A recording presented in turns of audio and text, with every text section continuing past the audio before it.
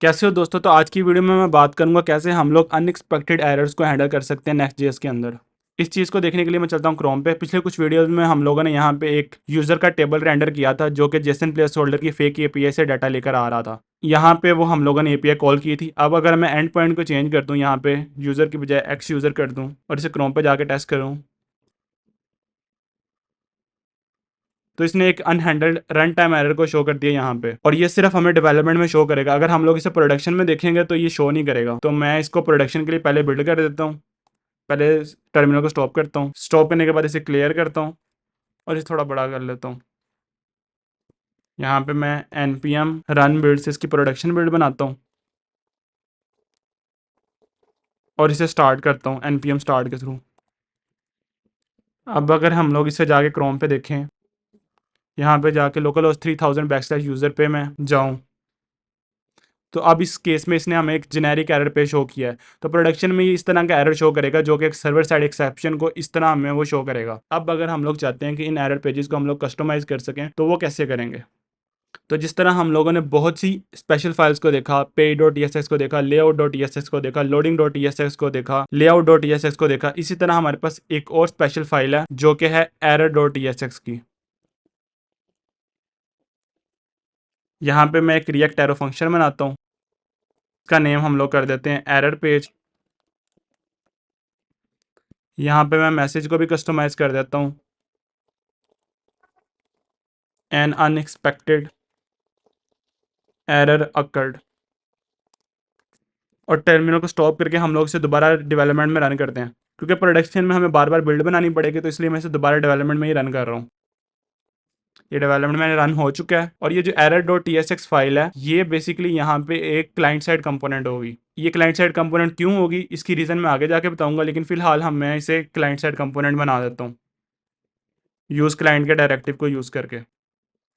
चलता हूँ क्रोम पे और लोकल होस्ट 3000 बैकस्लैश यूज़र पे। अब हमारा कस्टम एरर पे शो कर रहा है और यहाँ पे एक पॉपअप के अंदर वो एरर को भी शो कर रहा है। ये सिर्फ डेवलपमेंट में करेगा, प्रोडक्शन में ये नहीं करेगा। एरर पेज के मतलब मैं दो चीज़ें बताना चाहूँगा। जिस तरह अभी हमारे ऐप के अंदर किसी जगह पे भी कोई एरर आ जाए, हम लोग उसे एरर डॉट इस फाइल से हैंडल कर रहे हैं। लेकिन अगर हम लोग चाहते हैं कि हम लोग यूज़र के स्पेसिफिक या प्रोडक्ट के स्पेसिफिक या आइटम के स्पेसिफिक सिर्फ एरर को हैंडल करें, तो हम उसके अंदर एरर डॉट करके फाइल बना देंगे और उसके थ्रू इसे हैंडल कर लेंगे। लेकिन जनरली ऐप्स के अंदर सिंगल ही एरर पेज की फाइल होती है। और दूसरी चीज़ ये है कि तमाम एरर्स को जो हमारी ऐप के अंदर आएंगे उनको हैंडल कर देगा, एक्सेप्ट जो हमारे यहाँ पे रूट लेआउट के अंदर आ जाएंगे। उसको हैंडल करने के लिए हमें यहाँ पे एक ग्लोबल एरर डॉट करके फाइल बनानी पड़ेगी। और यहाँ पे हम लोग एक रिएक्ट एरो फंक्शन या एक सिंपल कंपोनेंट बना के हम लोग इसे हैंडल कर लेंगे। अब इसके बारे में हमें वरी करने की ज़रूरत नहीं है, तो मैं चलता हूँ एरर डॉट के अंदर। और अब अगर हम लोग चाहते हैं कि हम लोग एरर भी कैच करना चाह रहे हैं कि क्या एरर आया, तो उसको हम लोग कैसे कैच करेंगे? तो बेसिकली हमारे पास एक एरर के ऑब्जेक्ट में जो कि एज अ प्रॉप आ रहा होगा, उसके अंदर हमारा एरर आ जाता है। तो पहले मैं उसको एक टाइप दे देता हूँ, इंटरफेस प्रॉप्स। इसके अंदर हमारे पास एरर का ऑब्जेक्ट आएगा ऑफ टाइप एरर। यहाँ पे मैं इसे डिस्ट्रक्चर कर लेता हूँ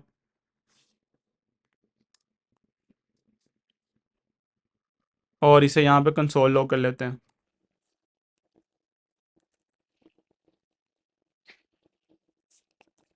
चलते हैं क्रोम पे, इंस्पेक्ट करता हूँ, कंसोल पे जाता हूँ, तो यहाँ पे वो एरर भी शो कर रहा है। तो इस तरह हम लोग एरर को कंसोल लॉग करके देख सकते हैं कि हमारे पास एरर क्या आ रहा है। रियल वर्ल्ड के अंदर हम लोग इन एरर के ऑब्जेक्ट को किसी लॉगिंग सर्विस के अंदर भेजते हैं, जिस तरह सेंट्री वगैरह के अंदर भेजते हैं, और वहाँ से हम लोग ट्रैक रखते हैं कि हमारी ऐप के अंदर कौन कौन से एरर्स आए हैं। लेकिन वो इस कोर्स के स्कोप से बियॉन्ड है, तो मैं उसको यहाँ पे डिस्कस नहीं करूँगा। अभी मैं यहाँ पे जाके कंसोल लॉग को रिमूव कर देता हूँ। और दूसरी चीज़ एक और कि अगर हम लोग इन एरर पेजेस के अंदर रीट्राई की फंक्शनैलिटी देना चाहें, जिस तरह आपने बहुत सी ऐप्स के अंदर देखा होगा कि रीट्राई की फंक्शनैलिटी वो देते हैं, एक रीट्राई का बटन होता है जिसके ऊपर यूज़र क्लिक करके रीट्राई कर सकता है। तो वो चीज़ हम लोग कैसे हैंडल करेंगे? तो उसके लिए हमारे पास यहाँ पे एक रीसेट का फंक्शन होता है जो कि एज अ प्रोप आ रहा होता है, जो रिटर्न करेगा हमें वॉइड। और यहाँ पे मैं एक बटन बना देता हूँ, इसको क्लास नेम दे देता हूँ BTN। रीट्राई का बटन है, जिसके ऑन क्लिक के ऊपर मैं इस रीसेट के फंक्शन को कॉल कर दूंगा।